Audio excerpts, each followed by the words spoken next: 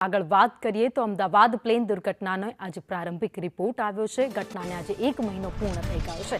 વિમાન take off થયા પછી તરત બંને એન્જિન તેના બંધ થઈ ગયા હતા. દુર્ઘટના બંને એન્જિન બંધ થવાના કારણે થઈ હોવાનું સામે આવ્યું છે.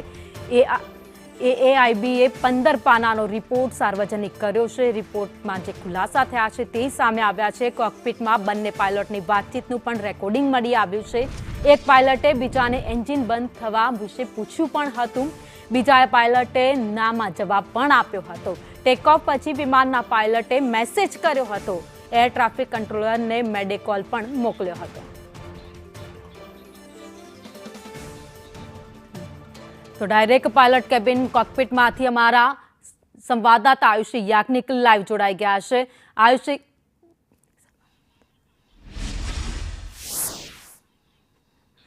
આયુષી, આજે પ્રાથમિક રિપોર્ટ સામે આવ્યો છે. 15 પાનાનો આ રિપોર્ટ હતો જેમાં ખુલાસો કરવામાં આવ્યો છે.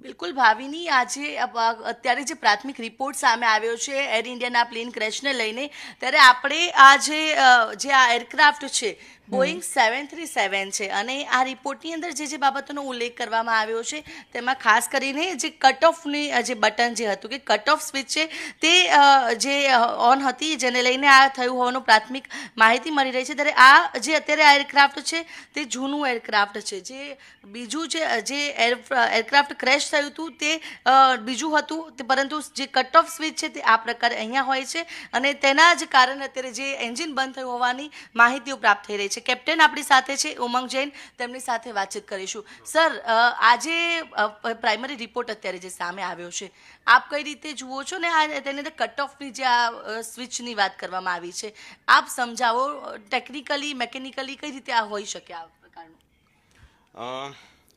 આપણે રિપોર્ટ તો હમણાં આવ્યો, પણ આપણે જે પ્રમાણે આપણે વિમાનનો જે વિડીયો જોયો હતો એમાં એવું બતાવે છે કે વિમાન સફળતાપૂર્વક વ્યવસ્થિત રીતે ટેક ઓફ કરી જાય છે અને ટેક ઓફ કર્યા પછી થોડી ઊંચાઈ પ્રાપ્ત કર્યા પછી એ થોડું 1-2 સેકન્ડ માટે પેરેલલ ફ્લાય કરે છે અને પછી ધીમે ધીમે નીચે બેસવા લાગે છે. તો જ્યારે આ પ્રકારની પરિસ્થિતિ ત્યારે સર્જાતી હોય કે જ્યારે વિમાનને જે થ્રસ્ટ મળતો હોય છે, આગળ જેને આપણે ધક્કો જે પુશ મળતો હોય છે એ પુશ એટલે કે થ્રસ્ટ મળતો બંધ થઈ જાય છે અથવા તો ઓછો થઈ જાય છે, ત્યારે વિમાન આ પ્રમાણે નીચે આવવા લાગતું હોય છે.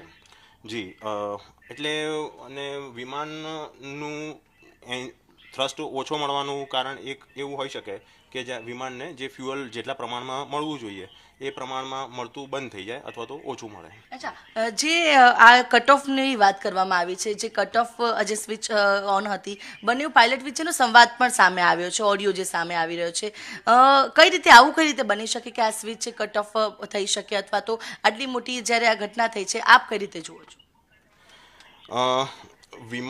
વિમાનમાં કટ ઓફ બે રીતે, આ રીતે એક તો કટ ઓફ સ્વિચ ઓપરેટ કરીને થતું હોય કે આ જે કટ ઓફ સ્વિચ છે એ કટ ઓફ સ્વિચ જે છે એ અને નીચે તરફ કરવામાં આવે.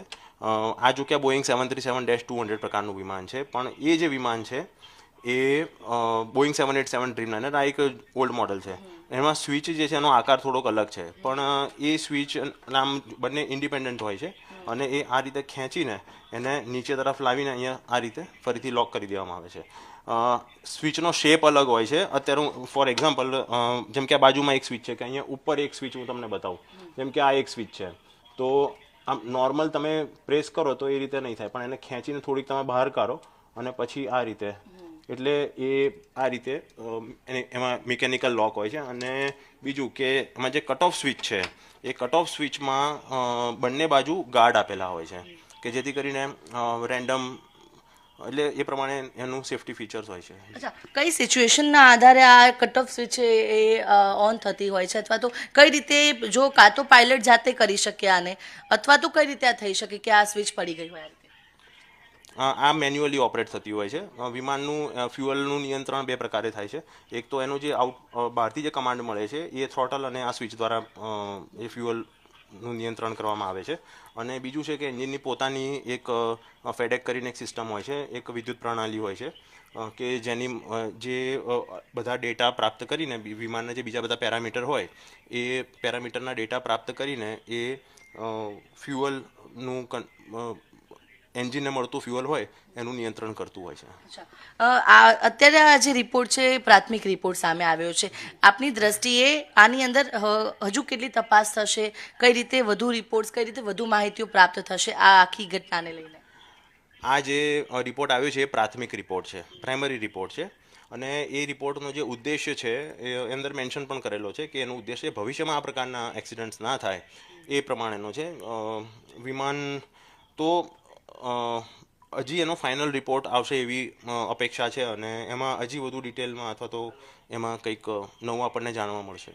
બિલકુલ. તો જે રીતે આ કટ ઓફની જે હોય છે મેન્યુઅલી તેને ઓપરેટ કરવામાં આવતી હોય છે, અને તેને આ પ્રકારે આ જે બોઈંગ 737ની અંદર આ પ્રકારે છે, પરંતુ જે એરક્રાફ્ટ એર ઇન્ડિયાનું હતું તેમાં જે સ્વિચ બતાવવામાં આવી છે તે આ પ્રકારની સ્વિચ છે, જેને આ પ્રકારે પહેલાં પુશ કરવાની રહે છે ને ત્યારબાદ આ પ્રકારે કટ ઓફ થઈ શકે છે. જો કે જે રીતે કેપ્ટન ઉમંગ જૈન છે તેમણે જણાવ્યું કે વિવિધ અલગ અલગ રીતે આ જે ફ્યુલ જે છે તે એન્જિનમાં પહોંચતું હોય છે તેના માટેના મેન્યુઅલી ઓપરેટ કરવામાં આવે છે, સાથે તેની અંદર અલગ અલગ સિસ્ટમ્સ હોય છે, મેકેનિઝમ્સ હોય છે, તે મુજબ આની ઓપરેટ થતી હોય છે. ત્યારે આ એરક્રાફ્ટની અંદર કઈ રીતે આ કટ ઓફ સ્વિચ છે તે ઓપરેટ થઈ છે તેને લઈને વધુ તપાસ કરવામાં આવશે.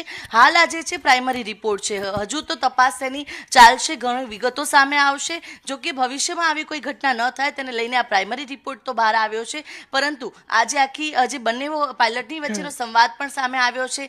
કટ ઓફને લઈને જ આખી જે ફ્યુલ છે તે એન્જિને ન પહોંચી શક્યું તે બાબતનો ઉલ્લેખ કરવામાં આવ્યો છે. ત્યારે કેપ્ટન ઉમંગ જૈને પણ જે રીતે જણાવ્યું, જે રીતે આખું મેકેનિઝમ જે સમજાવ્યું છે તે મુજબ અલગ અલગ તબક્કાઓ છે, અલગ અલગ કારણો છે કે જેના કારણે આ કટ ઓફ જે છે તે થયું હોય. ભાવિની. આવશે આભાર માહિતી માટે. એટલે કે 12 જૂનનો એ દિવસ જ્યારે આ અમદાવાદના એરપોર્ટ પરથી ટેક ઓફ થયેલું પ્લેન હતું, પ્રવાસીઓ સાથે જઈ રહેલું, જે ક્રેશ થઈ ગયું અને 260 લોકોના જીવ આ ઘટનામાં ગયા. જો કે હવે તેનો પ્રાથમિક રિપોર્ટ સામે આવ્યો છે.